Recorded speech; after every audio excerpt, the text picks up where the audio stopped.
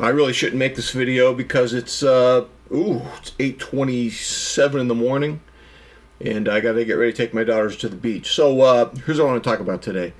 I called my father-in-law Bob last week to wish him happy birthday. He's about 74 now. He and his wife Sarah moved from California, Long Beach, California, to Prescott Valley, Arizona. They moved for a lot of reasons. One was crime. I remember I was saying goodbye to Bob in Long Beach before he moved to Prescott, and a neighbor came over, and she said, "Oh, I got my catalytic converter stolen from my Toyota Camry." Which we hear in LA here, we hear about that all the time, because people can steal catalytic converters in about a minute. And she says, so I call the Toyota dealership, and I tell them I need a new catalytic converter. They go, well, that's going to take about 8 months. We're on back order. And she's like, well, what do I do for 8 months? And they're like, it's not my problem. Welcome to Los Angeles. So anyways, for a lot of reasons, Bob moved to Prescott Valley. Great golf for him. Brand new house. Cream puff of a house. Doesn't have to worry about fixing it up. And he said something in our conversation that stuck with me. He said, you know, Jeff, I'm 74 years old and I'm retired. I love my life. I'm grateful for it. But you know, I kind of feel like a teenager, he told me. I feel like a 17-year-old boy who doesn't know who he is, who doesn't know what he's doing. And I'm just kind of making it up as I go along. You know, I do have my routine. I exercise. I play golf. I've made dozens of friends here. I love my life. I'm grateful for it. But it's weird. I really don't know who I am. And I thought about that. And I have to be honest with you guys. You know, I don't know who I am. I don't know. I mean, let me tell you guys something. For the last 38 years, I've taught college writing, and I'm good at breaking down an essay and teaching the writing process, but I don't know who I am. I've never achieved anything in that world of writing. I've never written the great American novel. I'm an amateur pianist, but you know, my neighbors think it sounds good, but frankly, I'm technically inadequate. I don't even think I'm worthy of calling myself a pianist.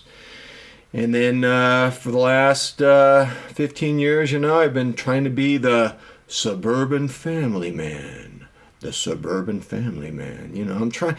But honestly, that just feels like a role. You know, when I feel like I'm playing a really bad role as Suburban Family Man. You know, I go to these parent-teacher nights at my daughter's school. And I'm looking around at all the parents, and they seem to really be into the role as, you know, the suburban family person.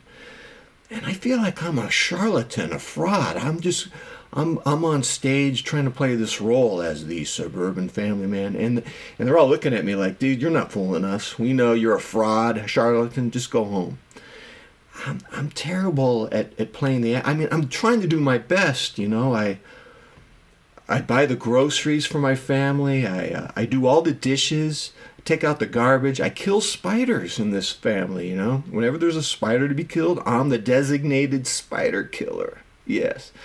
But honestly, I feel like I'm not fooling anyone. Oh, listen to this. I go to Trader Joe's. Every Monday at 8 a.m., I go to Trader Joe's. I spend $300 on groceries every Monday morning at 8. And you would think that people at Trader Joe's would appreciate that. No, they mock me. They make fun of me. Rather than praise me for being the Suburban Family Man who shows up reliably to bring home groceries to his family, they look at me and go, you're rather regular. You're kind of predictable. What do you got, OCD?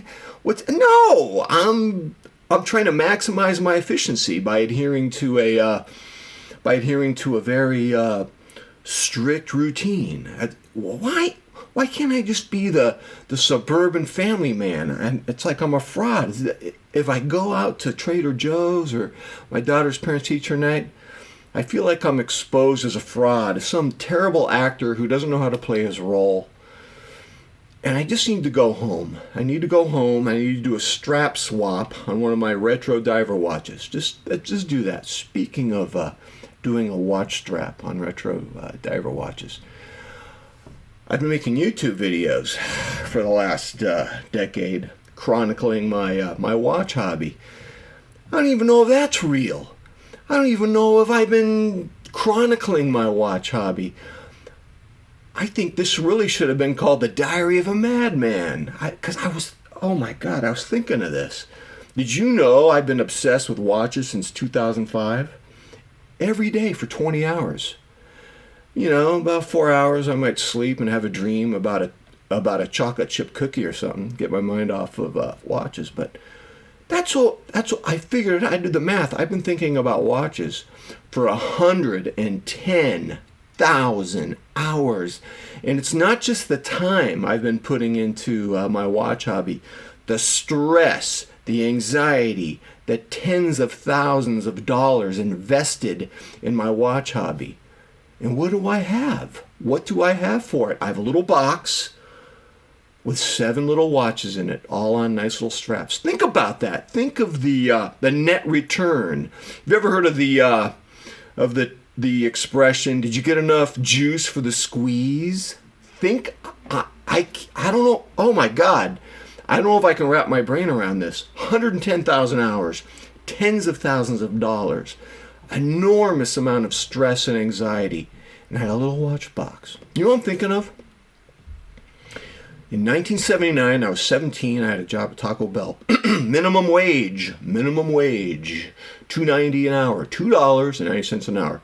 I'm running around, I'm cleaning toilets, I'm turning on Bunsen burners, I'm dealing with hostile customers.